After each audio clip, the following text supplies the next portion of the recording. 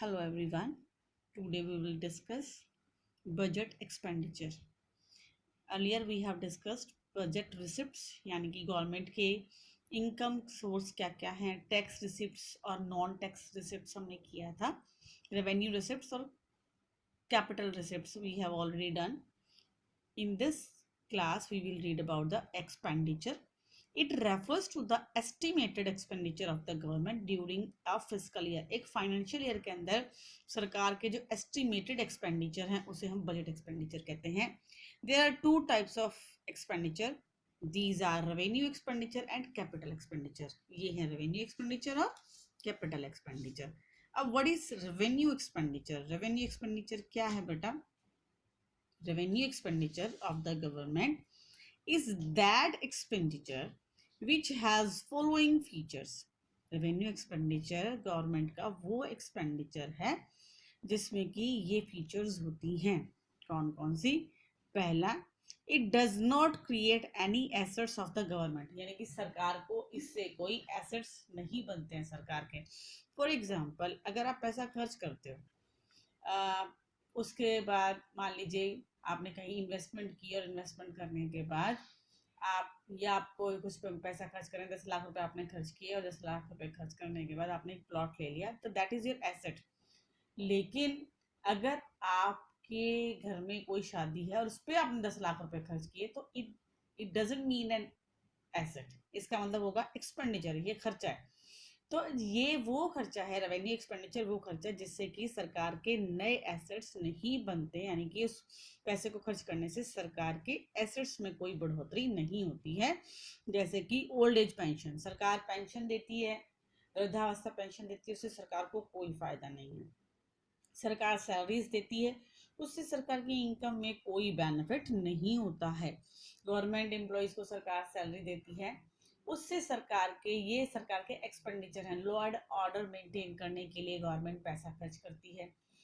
Police department के ऊपर सरकार पैसा खर्च करती है, डिफेंस के ऊपर पैसा खर्च करती है. ये हमारे रेवेन्यू एक्सपेंडिचर है, क्योंकि इससे ये कोई इन्वेस्टमेंट नहीं है, इससे कोई इनकम जनरेट नहीं होती.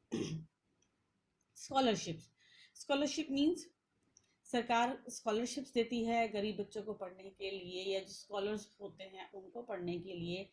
रिसर्च स्कॉलर्स को सरकार पैसा देती है. गवर्नमेंट इंस्टीट्यूशंस होते हैं जहाँ पर कि बच्चे फ्री ऑफ कॉस्ट पढ़ते हैं, जिनका एक साल का ही खर्चा कई कई 100 करोड़ रुपया है, वहाँ पर सरकार पैसा खर्च करती है. और ये सरकार के रेवेन्यू एक्सपेंडिचर के अंदर आता है, क्योंकि उससे सरकार को कोई इनकम नहीं होती.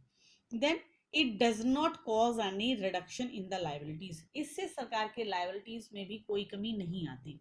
अब मान लीजिए गवर्नमेंट ने कोई लोन लिया, अगर हमने कोई लोन लिया है तो वो हमारी लाइबिलिटी बन गई. आने वाले टाइम में हमें वो लोन देना पड़ेगा, प्लस उसका इंटरेस्ट भी पे करना पड़ेगा.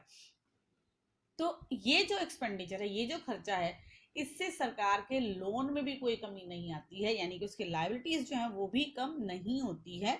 और इससे सरकार को कोई बेनिफिट नहीं मिलता है. ये सरकार के ऊपर एक बोझ की तरह ही होता है, जो जरूरी है. ये एक्सपेंडिचर जरूरी होता है सरकार के द्वारा.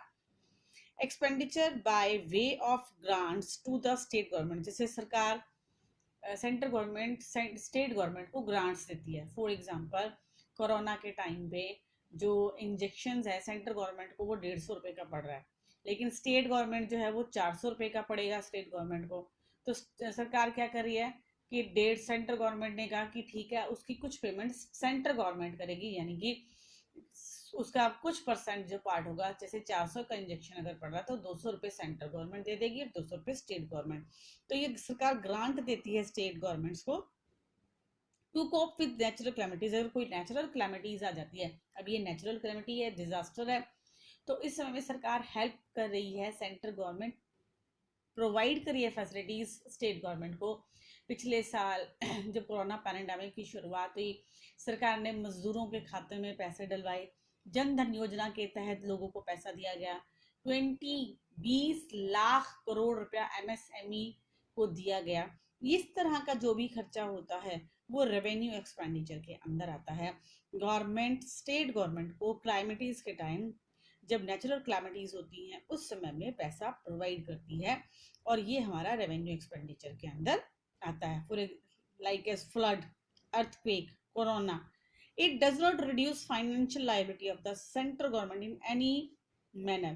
और इससे, इस खर्चे से सेंट्रल गवर्नमेंट की लायबिलिटीज में कमी नहीं आती, उसकी जिम्मेवारियां वैसी ही बनी रहती हैं। नेक्स्ट इज के रेवेन्यू एक्सपेंडिचर के अंदर क्या क्या चीजें आती हैं, important items of revenue expenditure.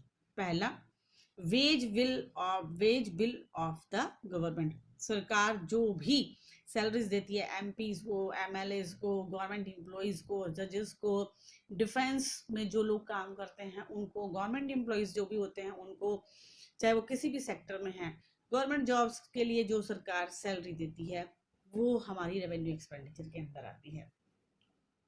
Interest payment, सरकार पैसे जो बोरोइंग्स लेती है या जो उधार लेती है उसके ऊपर इंटरेस्ट पे करती है, ये हमारा रेवेन्यू एक्सपेंडिचर के अंदर आता है, ये गवर्नमेंट के रेवेन्यू एक्सपेंडिचर में आता है। फिर तीसरा, expenditure on subsidies. Government subsidies देती है पेट्रोल के ऊपर, एलपीजी गैस के ऊपर, इस तरह की जो सब्सिडीज है हमारी वो रेवेन्यू एक्सपेंडिचर के अंदर आती हैं। अब सरकार ने एलपीजी गैस के ऊपर सब्सिडी दी लेकिन उससे गवर्नमेंट को कोई इनकम नहीं होगी, तो ये हमारा रेवेन्यू एक्सपेंडिचर है। डिफेंस एक्सपेंडिचर, सरकार रक्षा वेपन्स खरीदने पर पैसा खर्च करती है, डिफेंस टूल्स के ऊपर पैसा खर्च करती है, that is also included in revenue expenditure. Defence के ऊपर जो भी पैसा खर्च किया जाता है, डिफेंस टूल्स के ऊपर, वेपन्स को खरीदने पे, वो हमारा रेवेन्यू एक्सपेंडिचर के अंदर ही आता है। So it is clear, revenue expenditure वो एक्सपेंडिचर है गवर्नमेंट का जिससे कि ना तो सरकार के एसेट्स बढ़ते हैं और ना ही सरकार के लायबिलिटीज में कमी आती है। और जैसे कि सरकार जो ओल्ड एज पेंशन देती है, सरकार स्कॉलरशिप देती है, वो रेवेन्यू एक्सपेंडिचर में आता है। सरकार कैलामिटीज के टाइम पे, नेचुरल कैलामिटीज के टाइम पे स्टेट गवर्नमेंट को पैसा प्रोवाइड करती है, वो भी हमारा इसी के अंदर आता है।